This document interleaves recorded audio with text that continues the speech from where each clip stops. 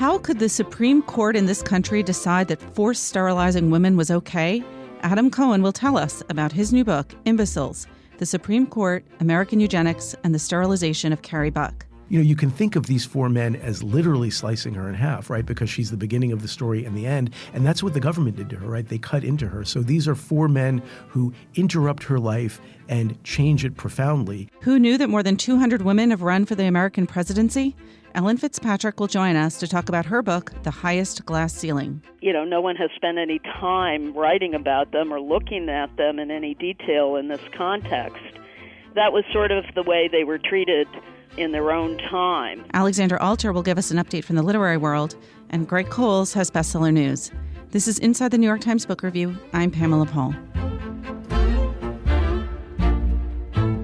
Adam Cohen joins us now. He is the author of Imbeciles, The Supreme Court, American Eugenics, and the Sterilization of Carrie Buck, reviewed this week on our cover by David Oshinsky. Adam, thanks for being here. Pleasure to be here.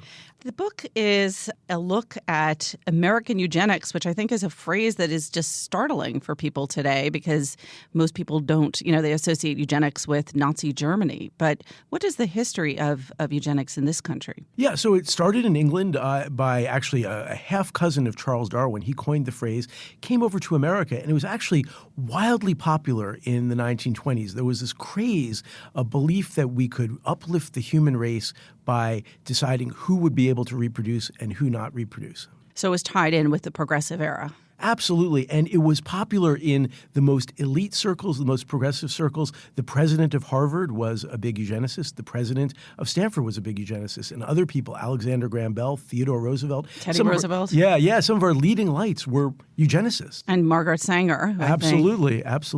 So let's talk about the case that is the centerpiece of your book. Who was Carrie Buck? Carrie Buck was a poor young woman from Charlottesville, Virginia. She'd been raised by a single mother, taken in by a foster family, and then, very tragically, was raped one summer by the nephew of her foster mother. When she got pregnant, the family decided they had to get rid of her. They shipped her off to the Colony for Epileptics and Feeble-Minded, where she was declared to be feeble-minded, and she happened to get there just after Virginia had passed its eugenic sterilization law. Let's go back to who Carrie Buck really was a little bit later, but in terms of the way the court saw her, how did they view her at that time? They viewed her as being feeble-minded, and this was a very broad category, but it encompassed all kinds of levels of mental defects. So they saw her as someone who was mentally defective and therefore not worthy of reproducing. In fact, there was nothing wrong with her mentally. She had done very well in school until she was pulled out of school. She had good grades. So this was all a misperception, but one that the court system really bought into. And how did it get up to the Supreme Court? So the goal was always to create a test case. The state of Virginia, the hospitals, didn't want to begin sterilizing people till they could see that their law had been upheld by the courts. When you say that the goal was always to find a test case, whose goal was that? Sure. So in Virginia, there were some states that just began sterilizing people as soon as they passed a law. The state hospitals, under the advice of their lawyer, who's one of the characters in my book, a guy named Aubrey Strobed, they decided we're not going to sterilize anyone until we can tell that the law is constitutional. So the hospitals and the lawyer decided that, and they created a test case, and the decision was made to make Carrie Buck the first person who would be sterilized under the law, so she would be at the center of this case. They gave her a lawyer who was not on her side, and that lawyer took the case to the courts, through the Virginia courts, all the way up to the U.S. Supreme Court. So in 1927, you have Buck versus Bell, and who was on the Supreme Court at that time? Well, it was a very illustrious lineup. The Chief Justice was William Howard Taft, who had been President of the United States before he was Chief Justice. Louis Brandeis, the great progressive who was known as the People's Attorney before he joined the court, was on the court. And then Oliver Wendell Holmes, who is probably the most legendary Supreme Court justice in American history, he was on the court and he wrote this decision. And even though you say it was an illustrious court, we should point out that in 1924, there was no Supreme Court official portrait. And why was that? Yes, because one of the justices was so anti-Semitic that he refused to sit next to Louis Brandeis. There were a couple of raging anti-Semites on the court. There was some racism. It was a weird time, the 1920s. But Oliver Wendell Holmes generally is a revered person in terms of Supreme Court justices, and he wrote this decision. He did. And, when I was at Harvard Law School, he was such a respected figure. You could barely turn a corner without seeing a portrait of him on the walls. His books have been so acclaimed within the legal academy. He wrote this. He was a eugenicist, and he was from a tradition in Boston, the Boston Brahmins. His father had been the dean of Harvard Medical School, actually coined the phrase Boston Brahmin. They believed that these old families were superior. He was raised to believe that. He wrote about eugenics long before this case came along, and when it came along, he had been trained to believe that people like him were better than people like Harry Buck. When he wrote the decision, did he base it in this idea of eugenics, of sort of inherently superior people, or was it positioned as a public health issue? He said that we were in danger of being drowned in a tide of incompetence. He really did believe that there were the competent people like him and the incompetent people. And he really bought into this eugenic idea that we have a national gene pool, and the goal is to make our gene pool better, smarter, fitter, and people like Harry Buck were not part of that. But I find it interesting that he relied on the case of Jacobson versus Massachusetts. Tell us about that case. And Absolutely right. Yes, you're right that as a legal matter, he looked to the one precedent that he looked to was a forced vaccination case where the question was whether you could have a law that required people to be vaccinated.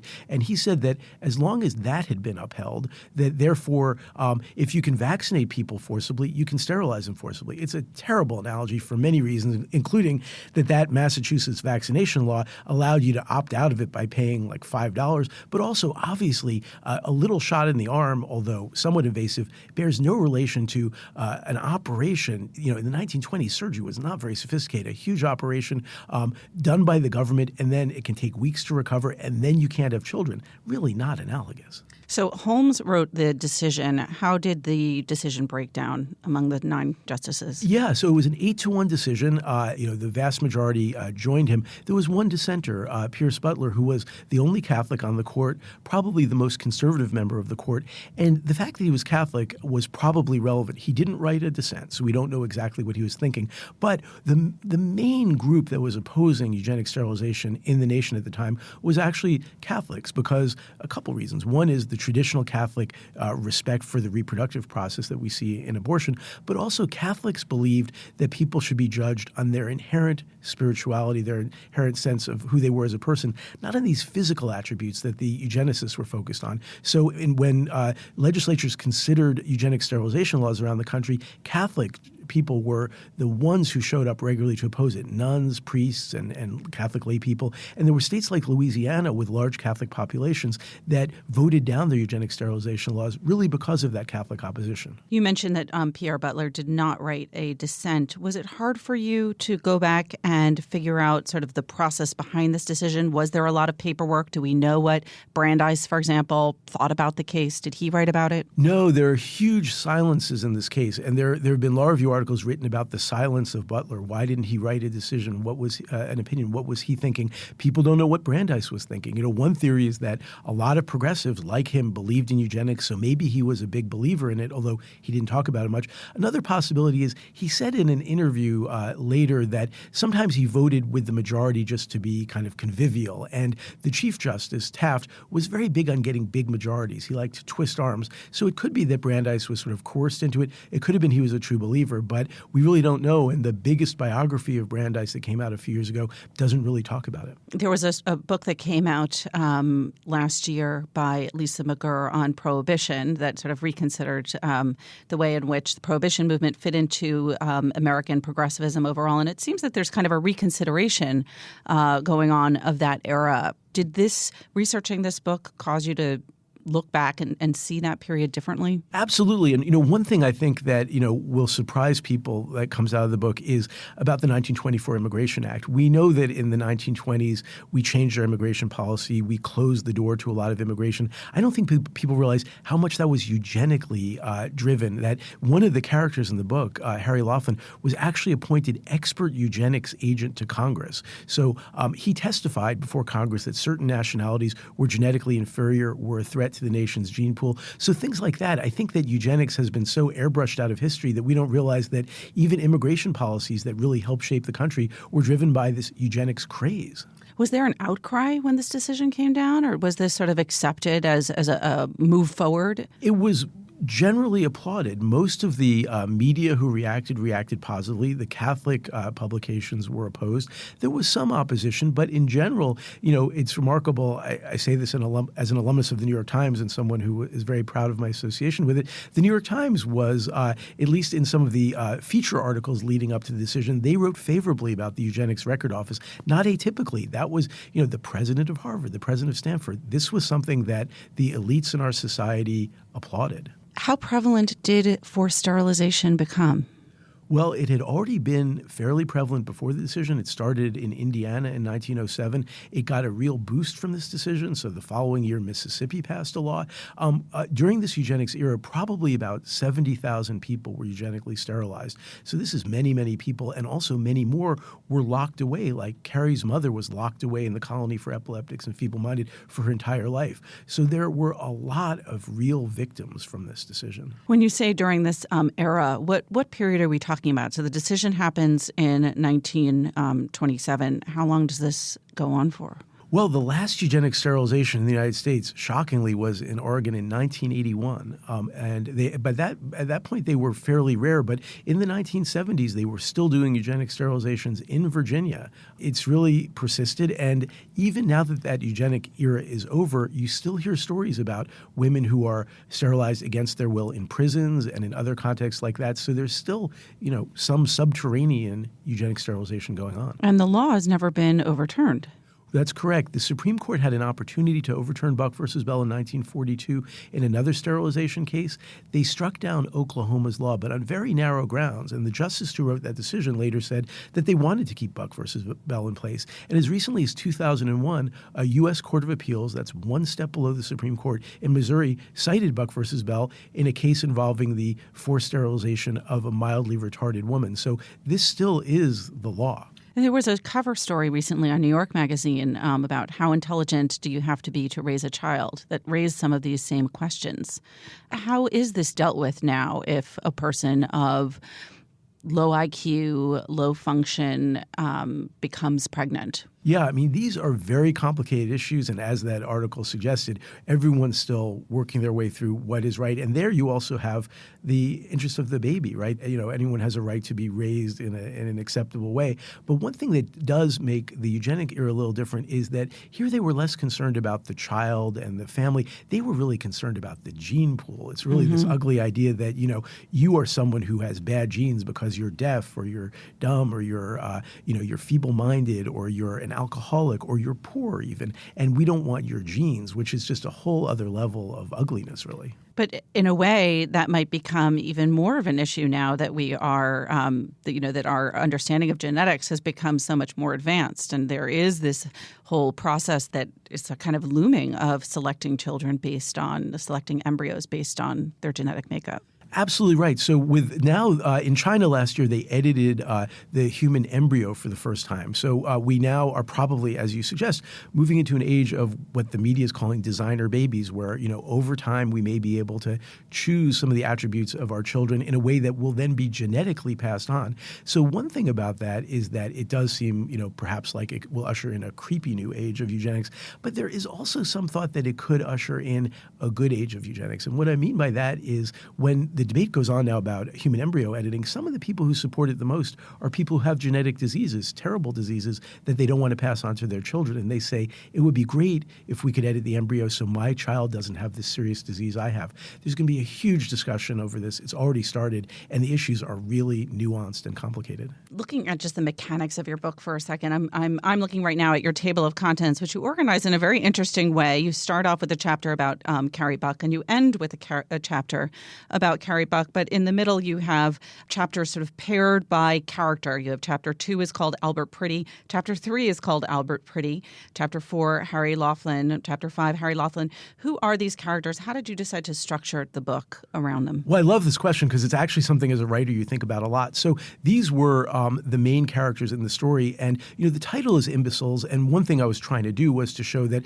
while they were labeling Carrie Buck an imbecile, in fact, they were the ones who were at least unintelligent intelligent on this issue. And the quote I have at the beginning is from the Bible: professing to be wise, they became fools. So the idea is that these four men who did this to her were, if not imbeciles, they were the ones who were the most misbegotten in this. And the structure I thought about very carefully, in part because I really wanted this ultimately to be Carrie's story. So we begin by seeing her, meeting her, seeing her plight, and we end with what was done to her. And I actually thought, this is maybe a little bit too deeply structural, but, you can think of these four men as literally slicing her in half, right? Because she's the beginning of the story and the end. And that's what the government did to her, right? They cut into her. So these are four men who interrupt her life and change it profoundly. One other thing about it is I also did this with my last book. I told it through 5 characters, in part because I try to show that these are decisions that actual people make. I mean, there's a way you can sort of step back and say, oh, everyone got crazy about eugenics. Of course they were going to sterilize Carrie Buck.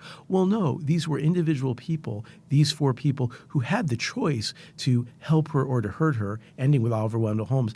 They chose to hurt her. Let's look at their stories, who they were, why they made this decision. And I hope that the reader will sort of take away from this, we need to think about our own agency and what goes on in society. You start with Carrie Buck and you end with Carrie Buck. Let's just go back to Carrie. Can you tell us what happened afterwards? Sure. It's a terribly sad story in many ways. And it starts with the fact that during the proceedings, they said to her that if she were sterilized, she'd be able to be released from the colony and move back in with her foster family, the Dobbs, who were raising her daughter Vivian. But when she was sterilized, they didn't do that. So this was in the briefs that the lawyers wrote on her behalf. But then when she was sterilized, they called up the Dobbs family. They wouldn't take her back. They kept her baby. They wouldn't let her live with them. So she ends up being placed in various households around the state of Virginia, basically as a housekeeper. She gets on with her life. She marries a couple of times. She writes these beautiful letters to the colony, which show that she's not feeble-minded, in which she expresses a lot of concern about how her mother's doing. She sends her mother various foods. She wants to know if her mother can come visit her. At the end of her life, she's interviewed, and she says how much she regretted not being able to have babies and how they done her wrong. But one other thing that happens at the end of her life is that people who knew her all agree she was not feeble-minded in any way. At the retirement home where she lived, she used to love getting the newspaper every day. And to the crossword puzzle? To the crossword puzzle, right. So this is someone who was so wronged, not just by history, but by our country and by the Supreme Court. It's a terrible and important story. The book, again, is called Imbeciles, the Supreme Court, American Eugenics, and the Sterilization of Carrie Buck by Adam Cohen. Adam, thanks so much for being here. Thank you, Pamela.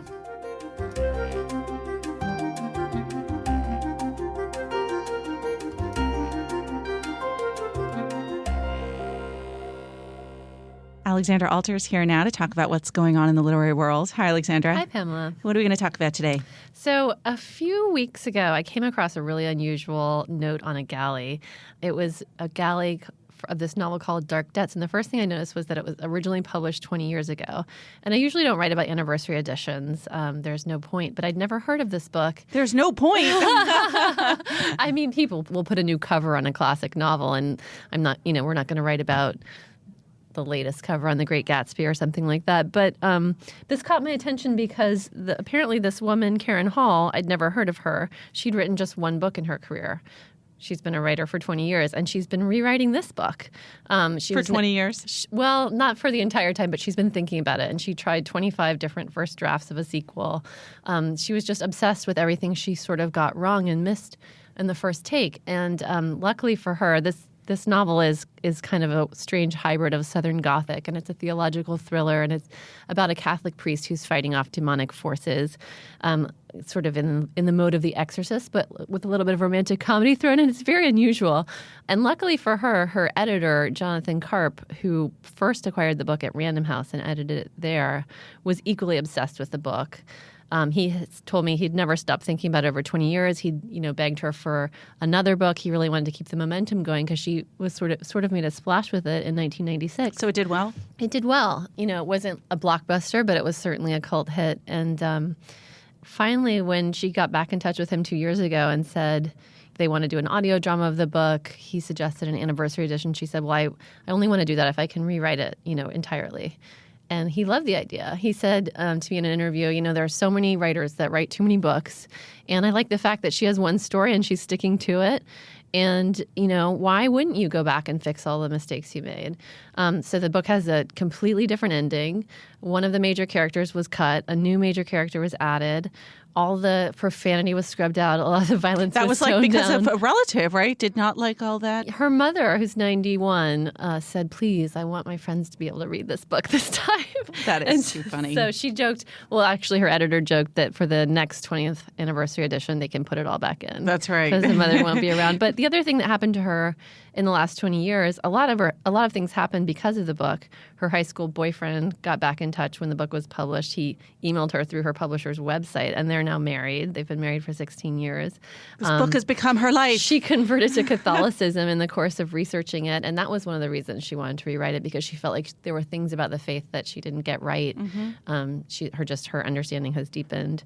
And after the story came out, it sort of raised a lot of questions. I got a lot of kind of messages about it from writers saying, yeah, it's weird that this doesn't happen more often, particularly now that you can publish books digitally. I mean, some writers do get, when the rights revert to them, they'll self-publish a book and tweak it in various ways. Right. But there's always like that period between hardcover and paperback where you can go back and fix some typos and correct minor errors, but yeah, typically they will just correct errors, typos, and things like that. You don't get these entire revisions.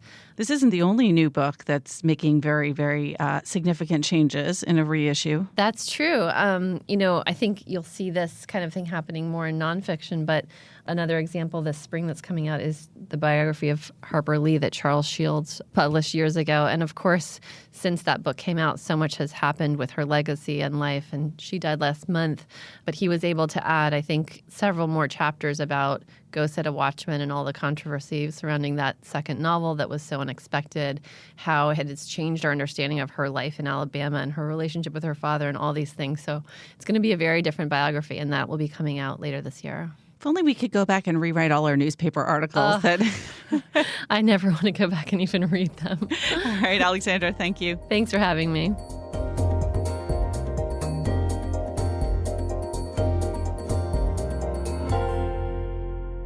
Ellen Fitzpatrick joins us now. Her new book is The Highest Glass Ceiling, Women's Quest for the American Presidency. Ellen, thanks for being here. My pleasure. Thanks for having me. Could this book be any more timely? It is indeed timely. I didn't know when I began writing it whether a woman would be running in 2016. So I suspected that might be the case, but I wasn't sure. So I'm glad that it all came together in the way that it has. When did you start writing it? A year and a half ago, I guess, I began sketching out the project. So it was post-Hillary 2008. Did that yes. in part, I assume, inspire the book? Well, it's funny. I got the idea for this book one day. I was sort of searching around for a new book project that would engage me as much as the last book I wrote did, and I literally one morning I just swung my legs over the side of the bed and I sat there and I thought, gee, we know very little about women who have run for the presidency in the past. They've been largely dismissed as trivial, unimportant, marginal. They were not successful, obviously. The interesting thing was that the historiography, in a sense, resembled the phenomenon itself. That is, these women who really never have been taken very seriously by academic historians, at least. No one has spent any time writing about them or looking at them in any detail in this context. And that was sort of the way they were treated, at least some of them, in their own time. So there was a kind of mirroring of the reality of the substance of their experience and the way they have not kind of come down in history. Well, I think Americans are famous historical amnesiacs, and you always hear, Hillary, the first woman running for the presidency. I still think that even those of us who know that she's not the first woman to run for the presidency, that many people would be surprised to know that there are more than 200 women who have run. Yes, that was actually very surprising to me. There's a big sort of library volume that I spent some time with that details the names of pretty much anyone who ever appeared on a ballot or whose name was ever put in nomination by a third party. It goes through each election, through all of American history. I began looking through that, and I started seeing the names of these women. I had some help with a research assistant as well, and we went through this almanac and put together a list, and there were over 200 names of women who surface as somehow involved in presidential politics, usually in small third parties, and they didn't gain much traction, which is why I decided to focus on the three women who really did stimulate a conversation about women in presidential politics through their candidacies. The three women, just quickly, are Victoria Woodhull, Margaret Chase Smith, and Shirley Chisholm. But let's start with Victoria Woodhull, who is quite a character. She certainly was.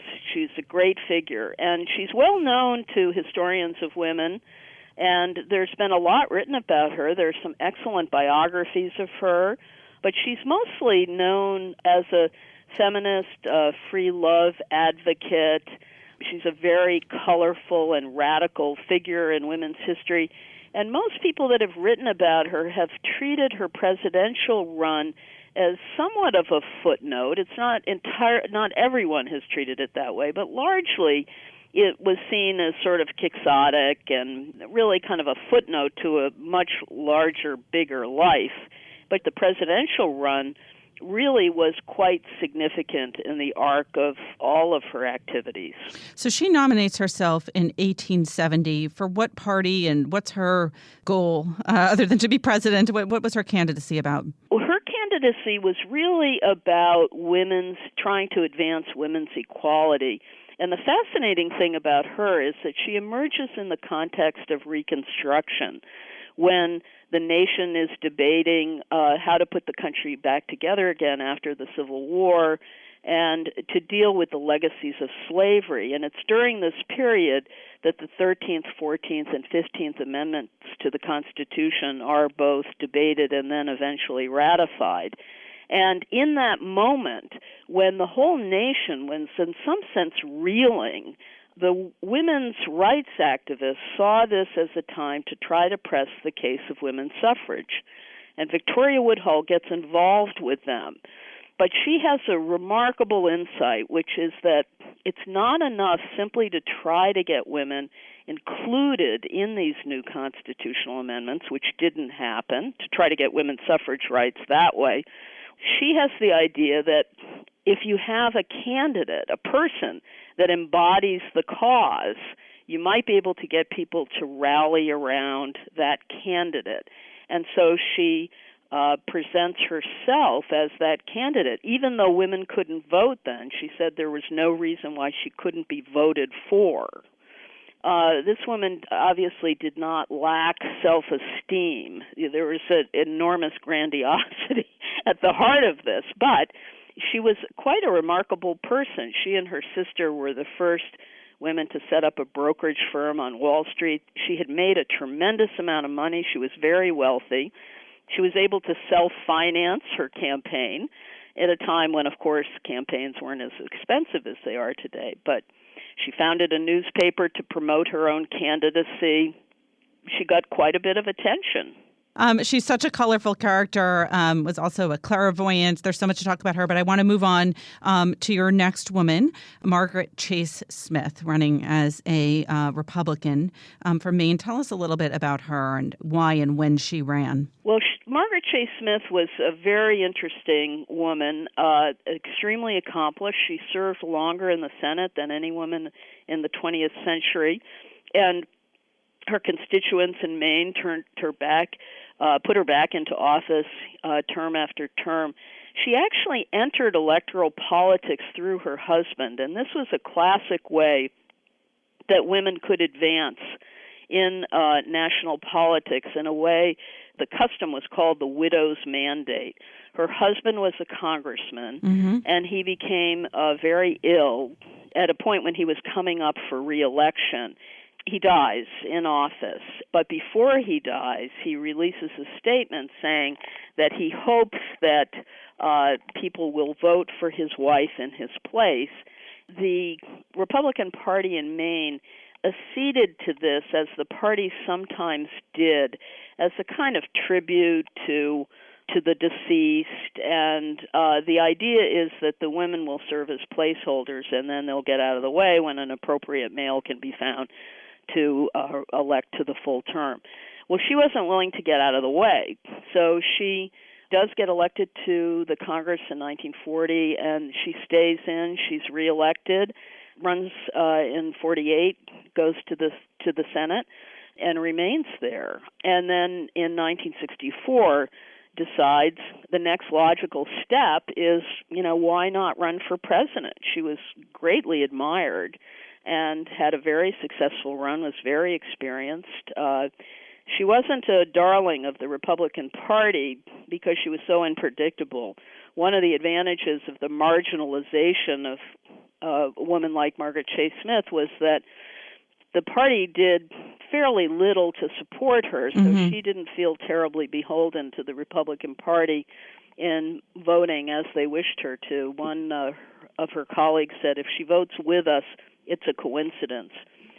In 1964, she decides she's going to compete in the Republican primary. Was her candidacy taken seriously? Not very, and what's shocking about her is that in some ways, the response to her candidacy in 1964, there's more sexism apparent than there was in the discussion of Victoria Woodhull in the early 1870s. And in 1964, the sexism was absolutely extraordinary in the response to her. And people who wrote about her, pundits, columnists, and so forth, seemed completely unconscious of it. Yes. And they made a very big deal about her age. She was 66.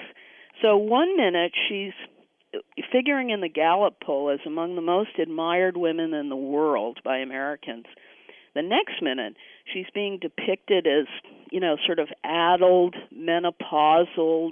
How can we trust a woman of her age in the Oval Office?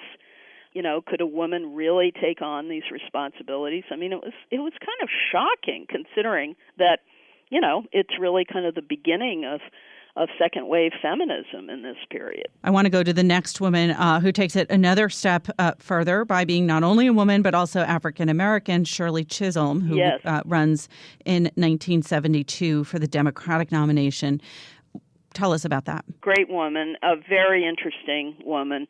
She had come up through Democratic politics in Brooklyn, and she has a very interesting story because she belongs to an insurgency among African Americans who managed to overthrow the Irish-dominated Democratic club in Brooklyn and take control of the district that Bedford-Stuyvesant was in. One of the craziest things, I think, in your book is that coming from Bed-Stuy, that when she gets to Washington, they immediately put her on the Agriculture Committee. Right. Yes, and she famously said that it seemed as if all they knew about Brooklyn and Washington was that a tree grew there, which is why they put her on the Agriculture Committee, referring to Betty Smith's wonderful novel, A Tree Grows in Brooklyn. Right. She was very outspoken, and Shirley was right out there with it, and she called it like she saw it. And it was, of course, a very different political moment because after 1968, the rules of the Democratic Party changed, and provisions were put into place to ensure that more African Americans and minorities and women would be represented at the political conventions after the disastrous 1968 election. And so Shirley is both part of this insurgency that happens in New York politics, and then she gets into Congress that way, and then she very much sees her moment at hand as things are changing within the Democratic Party and sees a way in which maybe a woman candidate can rise in this fashion. And she went out on the hustings and campaigned. Self-financed. It was she was charging this to her American Express card. Wow. Yeah, in a period when her competitors were spending, $1 million each, and that's nothing compared to what it all costs today. Right. What was the reaction in the press like to her candidacy? people came right out and said, well, she can't be elected. She's black and she's a woman. I mean, this is ridiculous on the face of it. Yeah. That was right out there. And she was often quoted as saying that she had faced more discrimination in American politics as a woman than she did as an African American. But what she found in some sense really disheartening were that progressives did not support her as fully as she thought they ought to.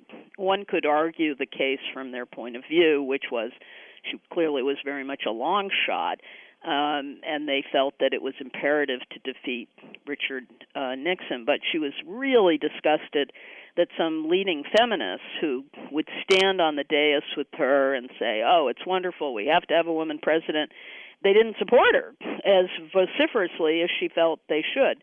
Or they kind of waffled. They said, we think she's the best woman candidate, but we also like George McGovern, who turned out to be a surefire loser in that election. In looking at these three women in particular, and obviously the current election, how much of what's happening to Hillary Clinton now seems like, deja vu? There's a lot of resonance. There's several through lines that run through the story. The kinds of concerns about her age and her temperament. Public opinion polls today show that most Americans will say that they have no problem at all in the idea of electing a woman as president. And in fact, many people express enthusiasm for it.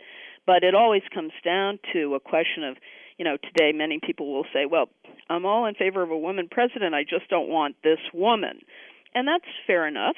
Voters have their preferences. There's no reason why anybody, virtually all of these candidates would say, don't vote for me simply because I'm a woman. But on the other hand, there are some resonances in the way that they were perceived that run through time. The obverse of this is also interesting, which is the way in which Hillary Clinton has overcome the various obstacles that stood in the way of her predecessors. And that, I think, is quite compelling and fascinating. All right. Well, ongoing story. Obviously, we don't know the ending, but thank you so much. Ellen Fitzpatrick is the author of The Highest Glass Ceiling, Women's Quest for the American Presidency. Ellen, thank you again. My pleasure. Thank you.